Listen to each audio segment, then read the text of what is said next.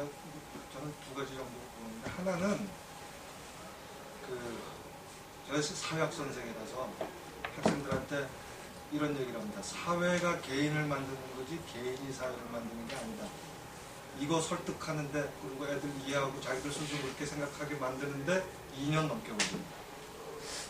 왜냐하면 이 학생들은 기본적으로 원자론이 머릿속에 들어있어가지고요. 최초의 개인이 있어야 사회가 만들어진다고 생각을 해요. 이걸 뒤집으려고 그러면 개인과 개체가 다르다는 얘기를 해야 되고요. 그리고 사람이라고 하는 한 개인이 존재하려면 언어 없이 안 된다는 얘기 해야 되고, 언어라고 하는 게 다른 사람 없이는 있을 수가 없다는 얘기를 해야 되고, 뭐 등등등 한 인간이 만들어지기까지에는 필요한 여러 가지 조건들이 있는데, 그게 그 중에 하나가 필수적인 조건이 사회다, 이런 얘기들을 해야 되는데, 끄떡끄떡 하다가 돌아서면 그래도 그게 아닌데요, 이렇게 얘기하는 거예요. 이게 정말로 몰라서가 아니라 거의 반공 이데올로기 이런 거하고 비슷해요. 그래서 아무리 우리가 반공 이데올로기를 벗어났다고 생각을 하더라도 빨간불을 보면 빨갱이 하는 얘기하고 똑같아요.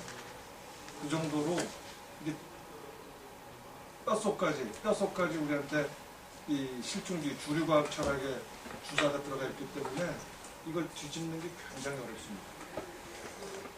말하자면 이미 여러분들은 주류과학 철학적 세계관 또는 생각들을 머릿속에 가지고 있기 때문에 설사 지금 우리가 이런 얘기하면서 그게 틀리다는 걸 얘기하더라도 자아방어 메커니즘이 작동을 해가지고 정체성 혼란이 생기니까 다시 원위치돼 버리는 거예요. 수업 시간에 저랑 같이 막 세미나 시간에 같이 얘기할 땐 맞아요 하다가 일주일만 되면 배신 때립니다, 학생들이. 이게 그래서 어렵습니다. 그래서 자기 사고체계를 뒤집어야 되기 때문에 그래서 어렵고요.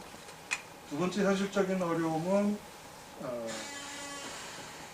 아까 좋은 말씀 하셨는데, 사실은 이게 철학 전체를 뒤집는 작업을, 근대 철학 전체를 뒤집는 작업이거든요. 그러다 보니까 근대 철학이 사용하는 모든 용어들을 그냥 그대로 써도 골치 아플 텐데 그걸 또 뒤집어서 쓰고 있어요. 그래서 굉장히 많은 개념들이 등장을 하는데 그 개념을 제대로 이해하는 일이 그렇게 쉽지 않습니다. 이 개념을 사실은 줄치면서 외워야 되는데, 우리가 영어 공부를 할 때는 자기가 모르는 단어가 나오면 줄치고 사전 찾아보는데, 대학에 와서 사회과학 공부하는 친구들은 모르는 단어가 나와도 대충 안다고 생각하고 넘어가요. 그러다 보면 책 한 권 다 읽고 나도 아는 게 하나도 없어요. 사실 그렇습니다. 이게 여기서 쓰이고 있는 개념이나 용어들이 굉장히 어렵기 때문에 그 용어들을 익숙하게 사용하는 일이 어렵다. 그래서 어렵습니다. 내용 자체는 제가 아까도 말씀드린 것처럼 그렇게 어려운 내용이 아닌데, 그것만 돌파가 되면 반공 이데올로기 돌파하고 그 다음에 개념 사용에만 익숙해지면 내용은 사실 별거 없습니다.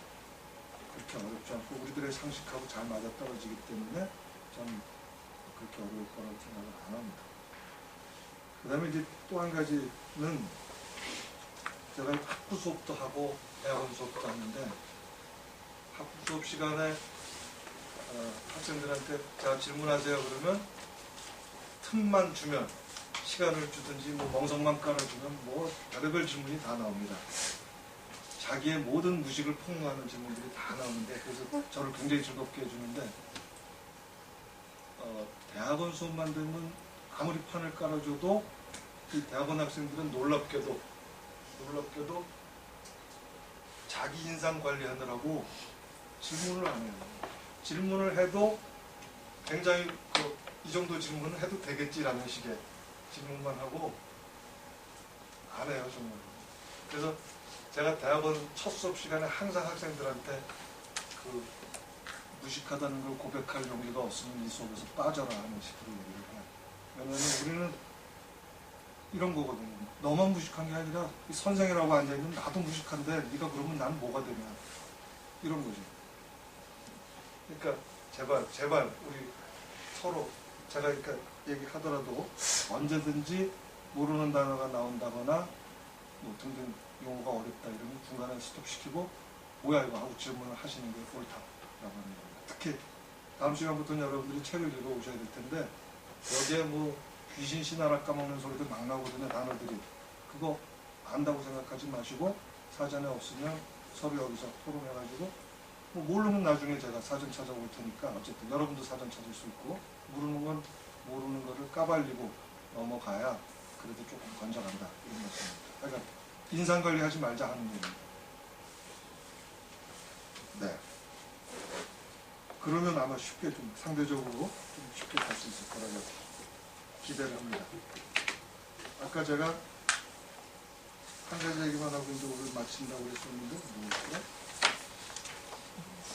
상대 인식적 상대주의하고 판단적 상대주의라는 말을 배우기로 했었습니다. 사실 이것만 제대로 이해하면 절반은 넘어가는 거예요. 근데 이 인식적 상대주의하고 판단적 상대주의라는 말을 이해하기 위한 전제 조건이 뭐냐면 지식이라고 하는 거는 어디서 이렇게 하늘에서 뚝 떨어져가지고 가져오는 게 아니라 지식은 물건처럼 우리가 가져오는 게 아니라 인간의 모든 행위, 모든 노동과 똑같이 지식이라고 하는 건 우리들이 노동을 통해서 획득하는 것, 생산하는 것. 이게 첫 번째 전제입니다. 노동이라고 하는 것 여러분들이 여기 있는 분들은 그래도 제 생각에는 암호포가 뭔지를 조금은 아실 것 같아서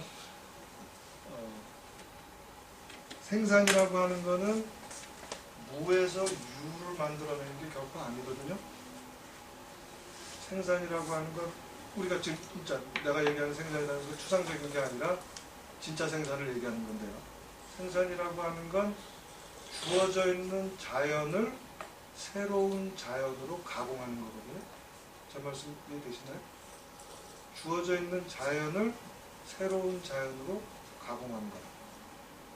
생산이라고 합니다. 동의하시나요?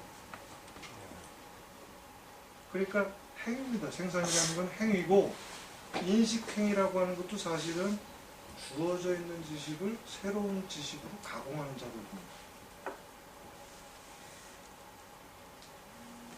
동의하시나요? 이 말도? 그렇죠. 지식은 노동 생산물이다라는 뜻입니다. 정신노동에 의해서 주어져 있는 지식을 새로운 지식으로 바꾸는 거다. 이걸 전제하지 않으면 인식적 상대주의하고 판단적 상대주의 구별할 수 없습니다. 그리고 제가 이걸 전제라고 말씀드렸지만 이 전제는 경험적으로 입증될 수 있는 전제입니다. 예컨대 이른바 과학 철학적인 모든 주장들은 사실은 그 이전의 근대 철학적 문헌들을 가공하고 변형시켜서 나온 지식이지 무에서 갑자기 튀어나온 게 아니라는 겁니다. 사실은 과학 철학만 그런 게 아니라 모든 철학적 지식들도 과거에 그리스, 로마, 그 이전에 무슨 이슬람 등등등 그 문헌들을 해석하면서 만들어진 생산된 지식이지 갑자기 하늘에서 툭 떨어진 거 아니라는 겁니다. 이런 의미에서 전제긴 하지만 이건 경험적으로 충분히 입증되는 전제다. 즉 지식이 인식행위의 결과물, 노동생산물이지 그냥 무에서 만들어지는 게 아니다. 이 말만 우리가 이해하면 인식적 상대주의와 판단적 상대주의를 구별하기가 쉬워집니다.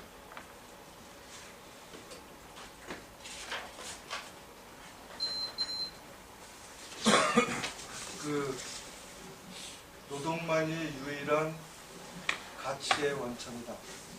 유일한 생산 요소다. 노동만이 유일한 본원적 생산 요소다. 이런 말 아시죠? 본원적이라는 말, 파생적인 반대말이 본원적인데 노동만이 유일한 본원적 생산 요소다. 이거 인정하시면 생산물이라고 하는 거는 자연에다가 더하기 노동이고 만약에 자연에서 생산물에서 우리가 노동을 빼면 도로 자연이 되는 거죠. 물론 앞에 자연하고 뒤에 자연은 예컨대 환경오염 등등을 생각한다면 썩지 않는 비닐을 생각한다 그러면 앞에 자연하고 뒤에 자연은 다른 거죠. 그러니까 이 등식이 틀렸다라고 말을 하는 건 그것도 또 틀린 겁니다. 왜냐하면 자연은 어차피 변하기 때문에. 변하지 않는 자연은 없기 때문에 만약에 우리가 자연에서 노동을 생산물에서 노동을 배우는 자연이다라는 말은 확실히 맞는 말입니다. 이거 여담으로 제가 정치경제학 수업을 하는데 학교에서 자본론 수업을 하는데 항상 이거 시험 문제 내거든요. 노동만이 유일한 본원적 생산 요소다. 맞는지 틀리는지 논증해라. 이런 시험 문제를 내는데 생각나서 말씀드렸습니다. 지식도 마찬가지라는 말씀 다시 드리고요.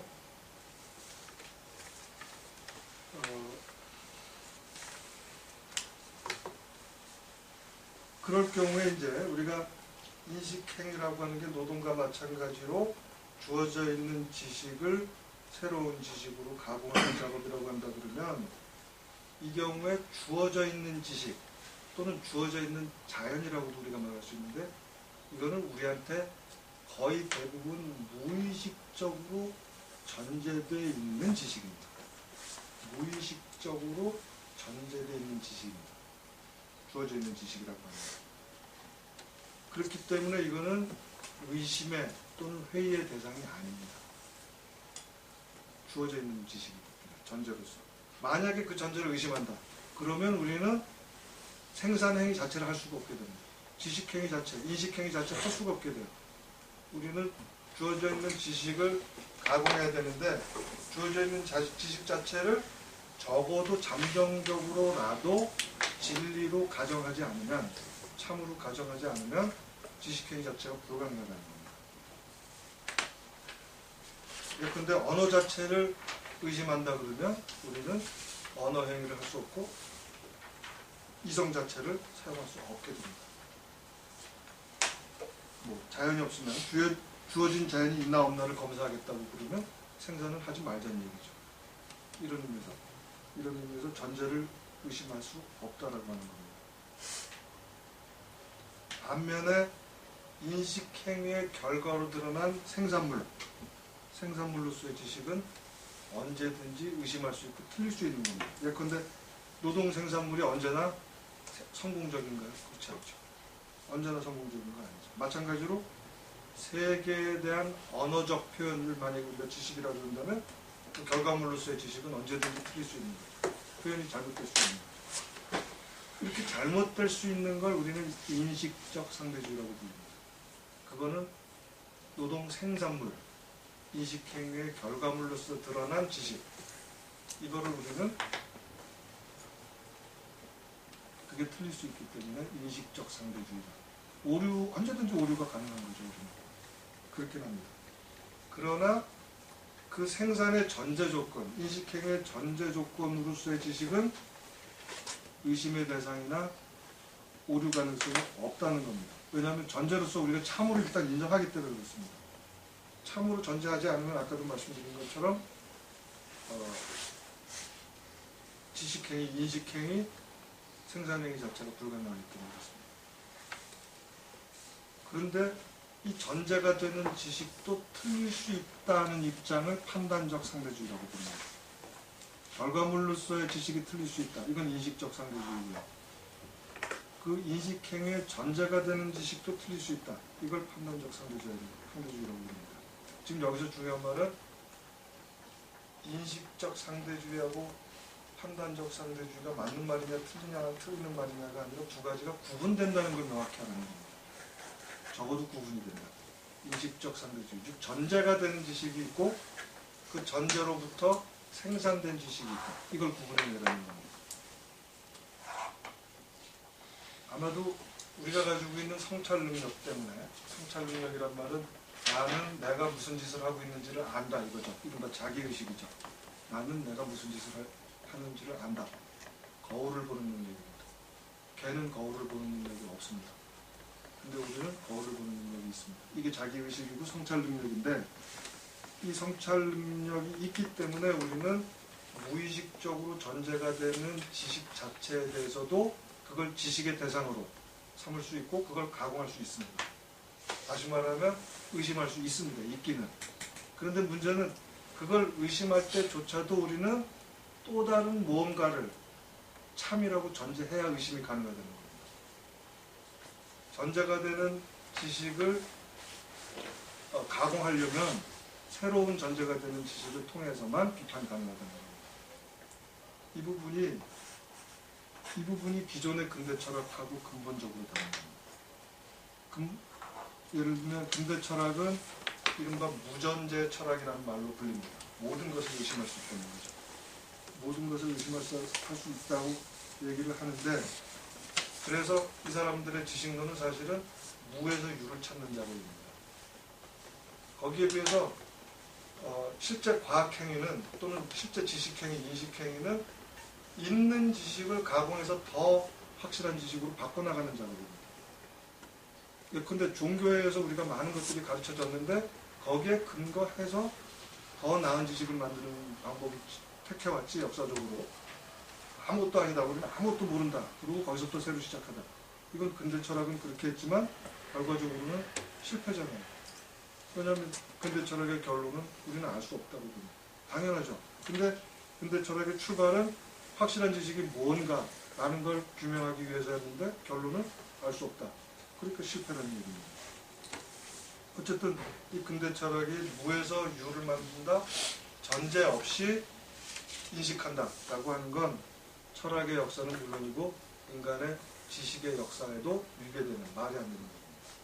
지식의 역사만 살펴보더라도, 우리가 다음 시간에 하례를 통해서 보겠지만 그것만 보더라도 분명히 지식은 전제된 지식을 통해서, 전제된 지식을 가공해서 새로운 지식으로 만들어 나가는 노동행위입니다. 자, 이제 그 다음에 또 몇 가지 어려운 단어들이 나올지 모르겠는데요. 인식행위의 전제가 되는 주어져 있는 지식을 부르는 이름들이 여러 가지가 있습니다. 근데 여러분들이 파라다임이라는 단어 알고 있습니다. 이거 쿤에 의해서 소개된 말인데, 재미있는 얘기는 뭐냐면, 파라다임, 이른바 정상과학의 그 전제들에서 벗어나는 어떤 이론들이 나온다고 하더라도, 예컨대 그 이론으로는 증명할 수 없는, 그 이론이 틀리다는 걸 경험적으로 입증하는 어떤 자료들이 나온다고 하더라도 사람들은 파라다임을 버리는 게 아니라 그 이론을 기각한다는 거예요. 그 사례를 기각한다는 거예요. 파라다임의 변동은 마치 종교적 개종과 같이 합리적으로 일어나는 게 아니라는 거예요. 이게 쿤의 주장이거든요. 종교적 개종과 같이. 이 말은 하나의 믿음 체계로서 주어져 있다라는 겁니다. 그래서 주어져 있는 전제로서의 지식, 이거를 제가 만약에 파라다임이라고 표현해도 아마 가능할 겁니다. 파라다임이 바로 주어져 있는 전제된 지식의 한 예다, 이렇게 얘기할 수 있을 겁니다.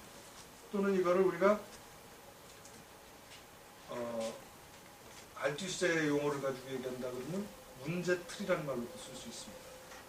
여러분 아마 문제틀이라는 말 어디선가 들어보셨을 텐데, 그런 말로 주어져 있는 전제가 되는 지식이라는 말을 그렇게도 얘기할 수 있을지 모릅니다.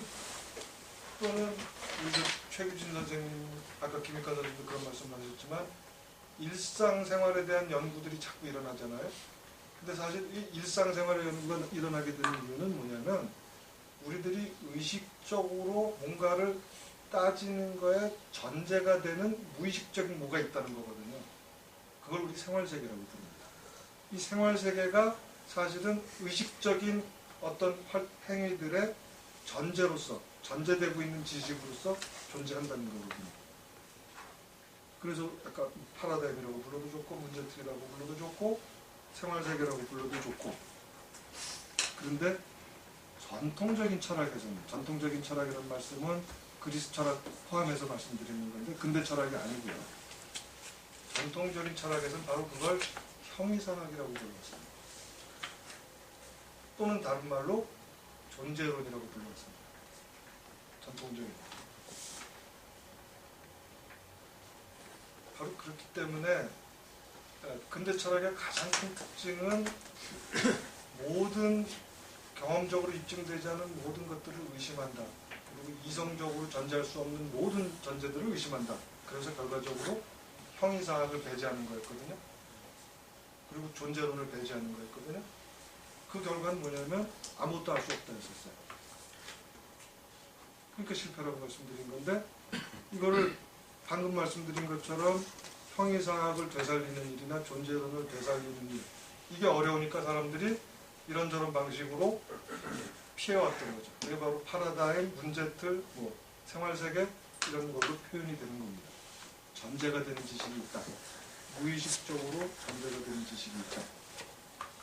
물론 우리는 자기의식 능력, 성찰 능력이 있기 때문에 무의식적으로 전제되고 있는 것들을 다시 끄집어내서 다시 성찰할 수는 있죠. 의심할 수는 있죠. 그러나 그 의심조차도 다른 뭔가를 전제하지는 안 된다라는 걸 다시 한번 반복합니다.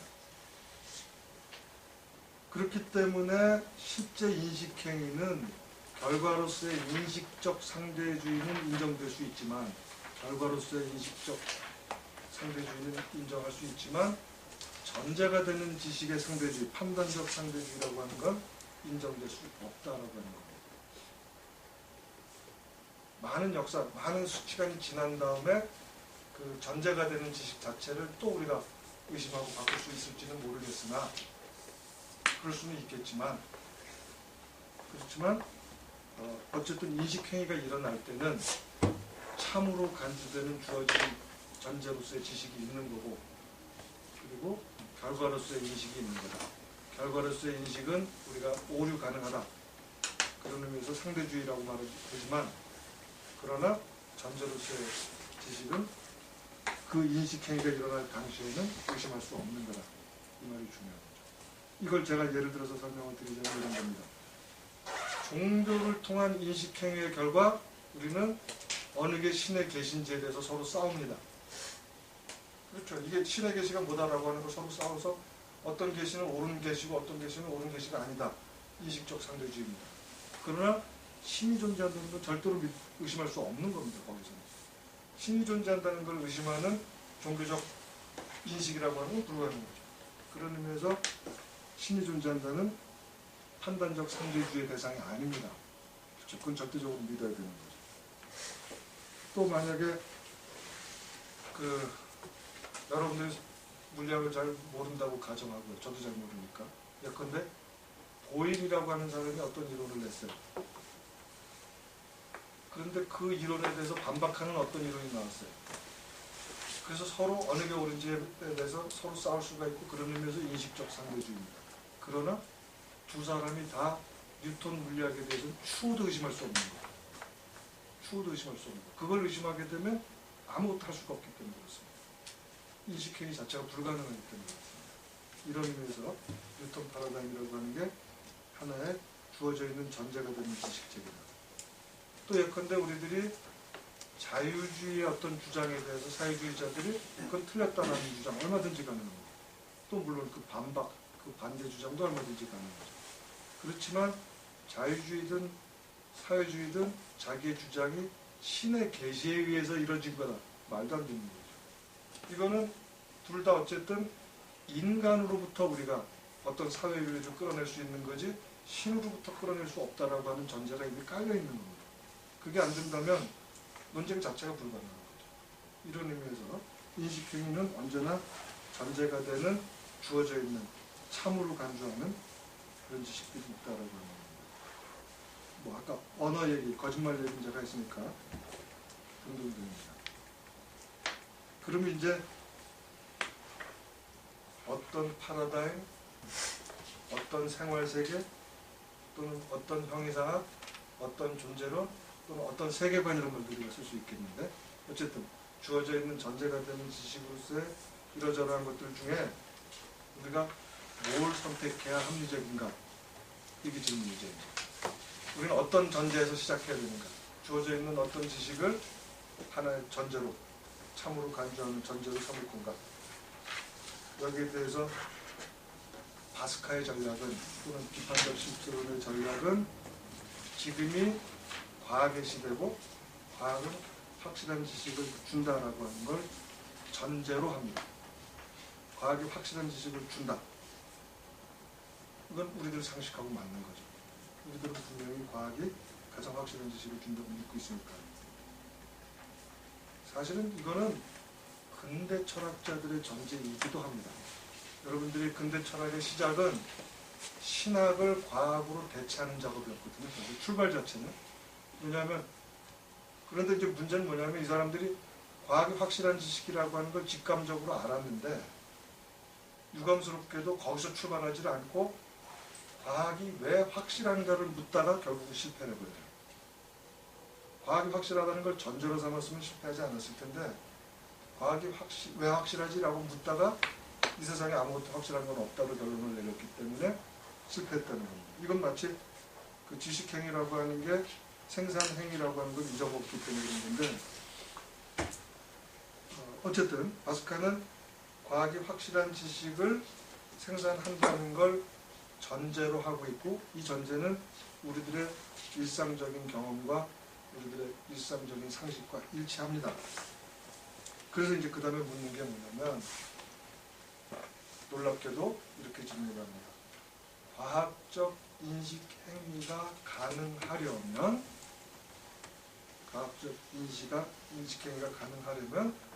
예컨대 실험이 가능하려면 과학적 인식 행위의 가장 대표적인 게 실험이겠죠.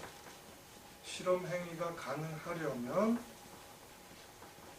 그 과학이 전제해야 되는 게 뭐냐? 실험 행위가 전제해야 되는 게 뭐냐? 즉 과학이 전제해야 되는 존재론, 형이상학, 생활세계 패러다임이 뭐냐? 세계관이 뭐냐? 이걸 질문하는 거예요. 그리고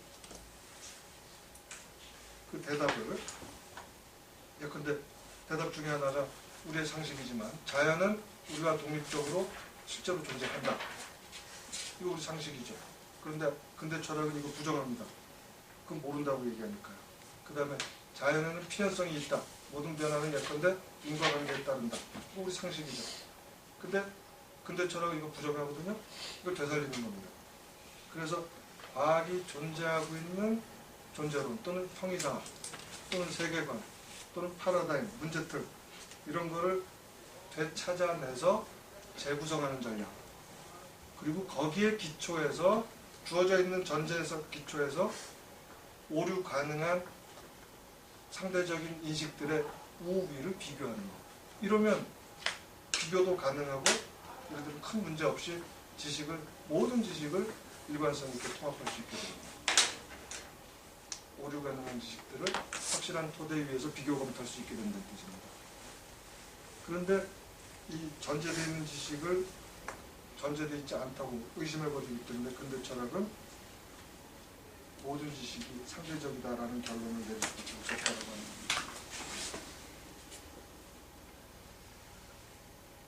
그러면 이것도 설명이 되는 거죠. 과학을 믿을 만한 지식으로 간주하면서 거기에 따라서 실제로 행위하고 살고 있고 실천하고 있는 현대인들, 아까 제가 낮의 철학이라는 말씀드렸었는데 그걸 과학의 철학 또는 과학적 세계관 존재론이라고 말할 수 있을 겁니다.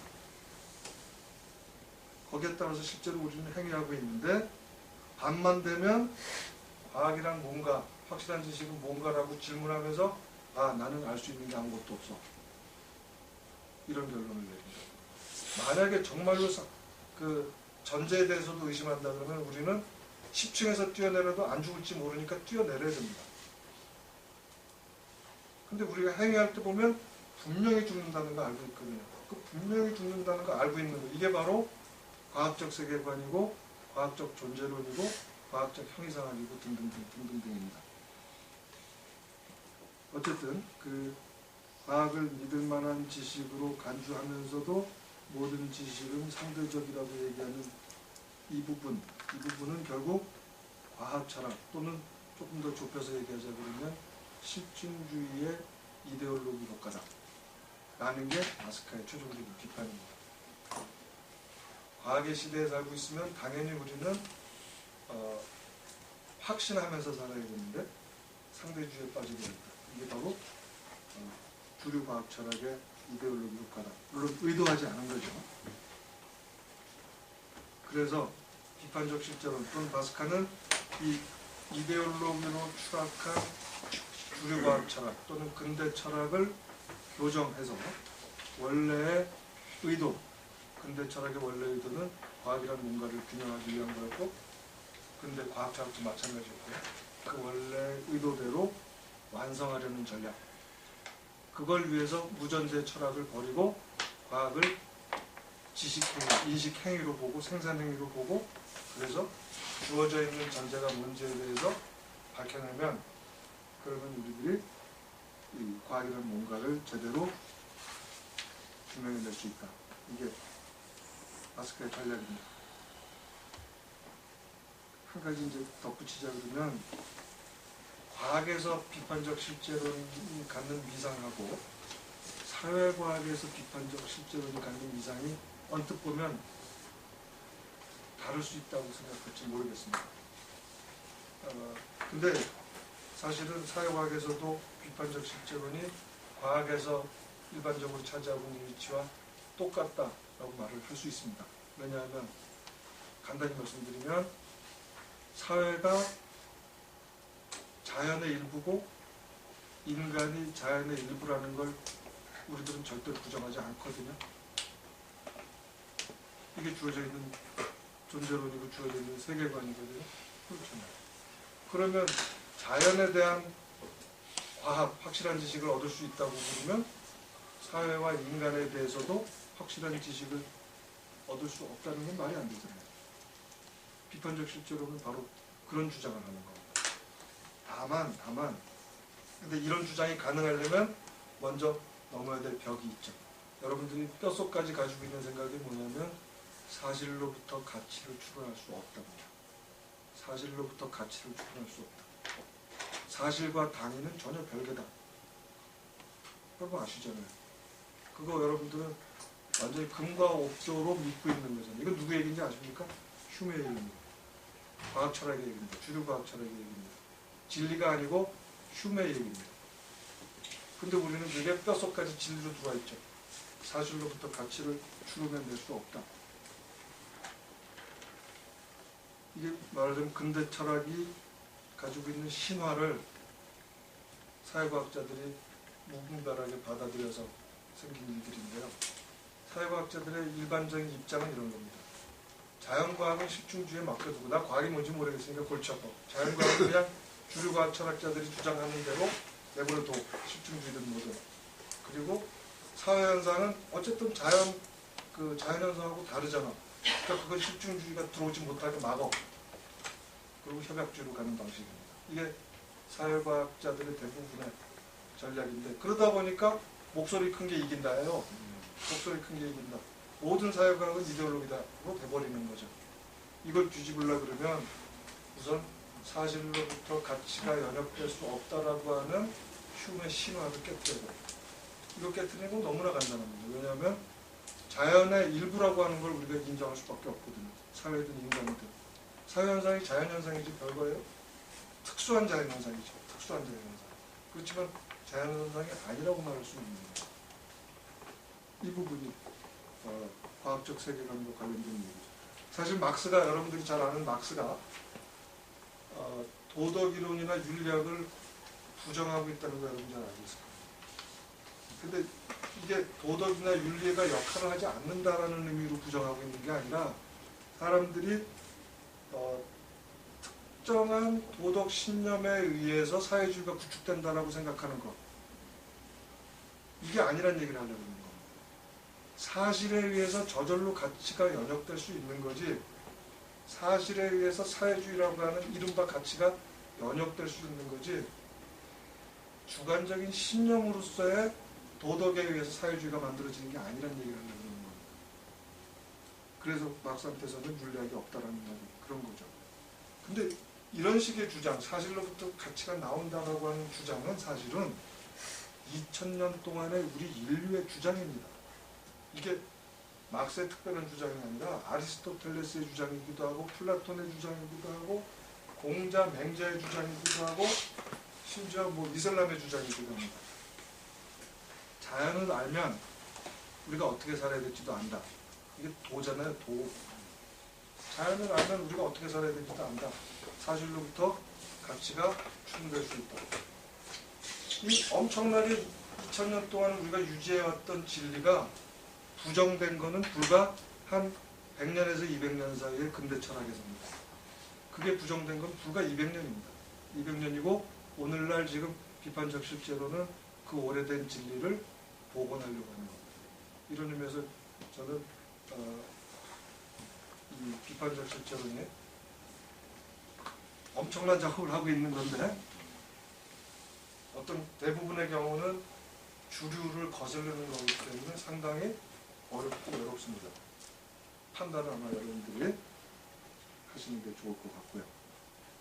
자, 오늘 얘기 이 정도로 하고요. 다음 시간에는 혹시 여러분들이 오늘 얘기에서 어렵다고 느끼던 얘기들이 다음 시간에 하례를 제가 요약해서 말씀드릴 건데 거기서 하나 반복되고 확인할 수 있는 시간이 될 겁니다.